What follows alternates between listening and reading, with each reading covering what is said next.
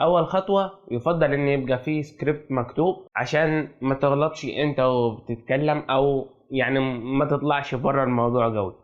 فدي اول حاجه. هو يفضل عادي ممكن ترتجل عادي، بس يفضل انه يبقى في سكريبت مكتوب او في نص مكتوب عشان يبقى اسهل لك. تاني خطوه، اول ما تبدا تصوير لازم الكادر بتاعك يبقى ثابت، ما ينفعش يتحرك، او ما ينفعش يبقى فيه الكاميرا ما ينفعش تتحرك، سواء هتثبتها على ترايبود او على ترابيزه او على اي حاجه لازم تبقى ثابته. وفي تاني خطوه برضو، لو الكاميرا بتاعتك فيها مانوال مود يفضل انك تصور بالمانوال مود، عشان لو سبتها اوتو ممكن تغير حاجات في الاضاءه او في الوايت بالانس ما تبقاش مظبوطه معاك قوي في المشهدين، لان احنا عايزين نبينه ان هو مشهد واحد بس هما في الاصل مشهدين ومتركبين مع بعض. ثالث حاجه بقى، هتبدا تسجل، تشغل التسجيل في الكاميرا بتاعتك وتلبس مثلا لبس الشخصيه الاولى، وتبدا تقول اللاينات بتاعت الشخصيه الاولى، وتتخيل الشخصيه الثانيه بترد عليك انت وبتقول. يعني انا بقول الجمله بتاعت الشخصيه الاولى،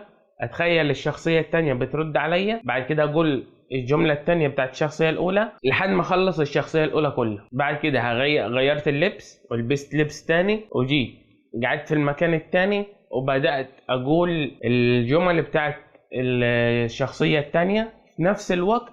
أنا بتخيل الشخصية الأولى بترد عليا برضه، يعني أنا بقول الجملة بتاعت الشخصية التانية، بتخيل الشخصية الأولى اللي أنا خلصتها بترد عليا.